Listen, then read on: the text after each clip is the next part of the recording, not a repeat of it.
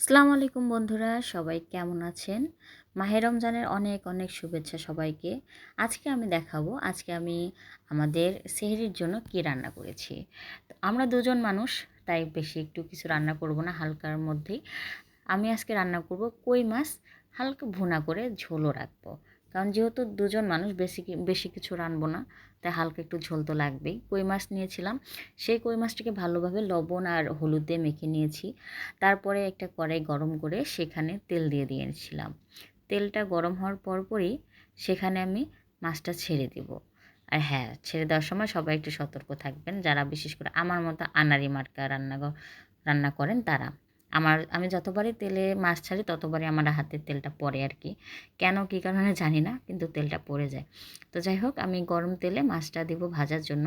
আর আমি এটা একদম মচমচা করে ভাজবো না। বেসিক্যালি আমি উত্তরবঙ্গের, আর আমার হাজব্যান্ড দক্ষিণবঙ্গের হয়, তারা সব ধরনের মাছ ভাজা খায়। আর আমরা ভাজা অতটা বেশি খাই না, তাই আমি খুব একটা মচমচা করে মাছটা ভাজবো না।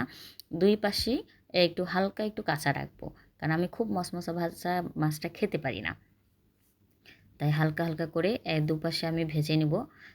আর পাল্টানোর সময় একটু খেয়াল করে, না হলে তেল ছিটকে সেটাও আবার গায়ে যেতে পারে। মাছ ভাজার মধ্যে অনেক প্যারা আছে। আমরা যারা রাঁধুনি আছি, বিশেষ করে আমার মতো নতুন রাঁধুনি, তারা এই জিনিসগুলো জানে। আর এই বিপদগুলোর সম্মুখীনও হয় সব সময়। তো তাই আমরা সবাই রান্না করার সময় একটু সতর্কতা বজায় রাখবো। আমার দুই পাশে মাছগুলো ভালোভাবে ভেজে নেওয়া হলে আমি এগুলোকে একটা বাটিতে উঠাই নেব।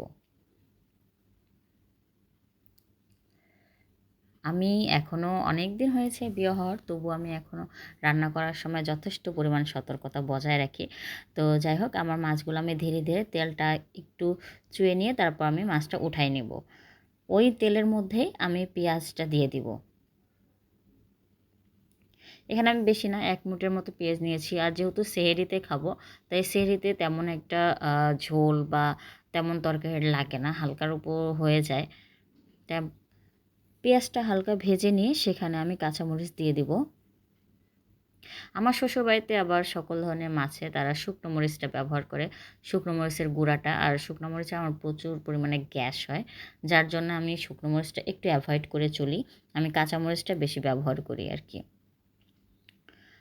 তো পেঁয়াজ আর কাঁচামরিচটা হালকা ভেজে নেওয়া হলেই সেখানে আমি হলুদ দিয়ে দেবো। আর প্রথমে দিয়ে দেবো আদা রসুন বাটা। আমি সবসময় আদা রসুন বাটা একবারে পেস্ট করে রাখি একসঙ্গে। তো প্রথমে আদা রসুনের পেস্ট দিয়ে দিব। তারপর দিয়ে দিব সেখানে হচ্ছে লবণ, হলুদ আর হালকা জিরা গোলমরিচের গুঁড়া। আমি এখানে শুকনো মরিচের গুঁড়াটাকে সম্পূর্ণভাবে অ্যাভয়েড করব, কারণ গত 2 দিন আগে আমি শুকনো মরিচ দিয়ে রান্না করেছিলাম একটু শখের বশে। তো সেটা খাওয়ার পর আমার অবস্থা খুবই বাজে হয়ে গেছিলো। তাই আমি শুকনো মরিচটাকে প্রপারলি অ্যাভয়েড করে নেব এখানে। তো মশলাগুলো ভালো করে ভুনা করে নিয়ে সেখানে আমি হালকা পানি দিয়ে দিব।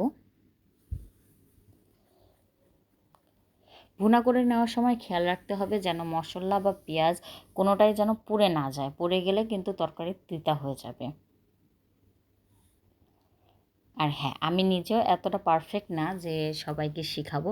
তাই আমার রান্নায় যদি কোনো ছোট ছোট ভুল হয়ে থাকে, আপনারা অবশ্যই আমাকে সেটা জানাবেন। আর আমাকে নতুন নতুন টিপস দিবেন, যেন আমি আমার রান্নার সাবজেক্টটাকে আরও আপডেট করতে পারি, আর আপনাদেরকে আরও ভালো ভালো রান্না দিতে পারি। তো যাই হোক, আমি এখানে একটু পানি দিয়ে নিয়েছিলাম। পানিটা আবার যখন শুকিয়ে এসেছে, মশলাগুলোকে আমি আবার একটু ভুনা ভুনা করব,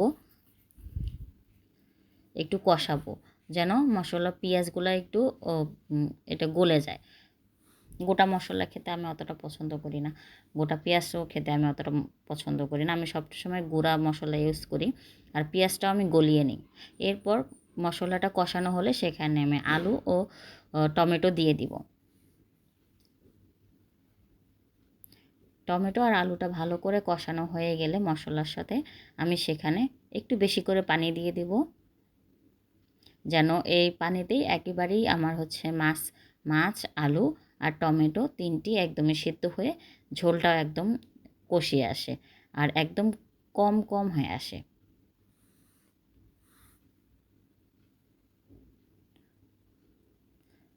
একটু বেশি পানি দিয়ে নেব। কম পানি দিব না, কারণ তাহলে আলুটা সিদ্ধ হবে না আর টমেটোটাও সিদ্ধ হবে না। মাছটা যেহেতু আমি আগে হালকা করে ভেজে নিয়েছি, তাই ওটা অর্ধেক সিদ্ধ হয়ে গেছে। আর এখানেই আমি একবারে মাছটা দিয়ে দিব, যেন ভালোভাবে মাছটা সিদ্ধ হতে পারে।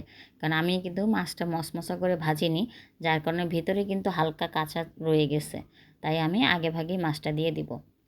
এরপরে যখন ঝোলটা একটু কমে আসবে, সেখানে আমি একটু নাড়াচাড়া করে নিয়ে ওখানে ধনিয়ার পাতা দিয়ে দিব।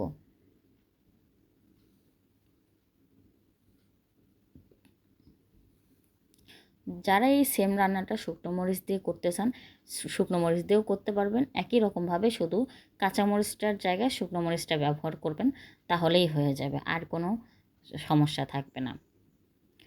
আর আমি উপর ধনিয়া পাতাগুলো দেওয়ার পরেই উপরে হালকা করে একটু জিরার গুঁড়া ছিটিয়ে দেব। আমি সাধারণত আমরা জিরার গুঁড়াটা রান্নার একদম শেষে দিই, যখন নামাবো তার আগে আগে, কিন্তু আমার হাজব্যান্ড ওই গন্ধটা নিতে পারে না, যার জন্য আমি এটা আগেই দিয়ে দিই, যেন ওটা মিক্স হয়ে যায় ভালোভাবে। এরপর যখন দেখবো তরকারিটা হয়ে গেছে, আমি চুলা আঁচটা কমিয়ে দিয়ে এটা একটা বাটিতে নিয়ে নিব। এই হচ্ছে আমাদের আজকে কই মাছ রান্না। তো যাই হোক, সবাইকে অনেক অনেক ধন্যবাদ আমার এই রান্নার ভিডিওটা দেখার জন্য। সবাই আমাকে সাপোর্ট করবেন।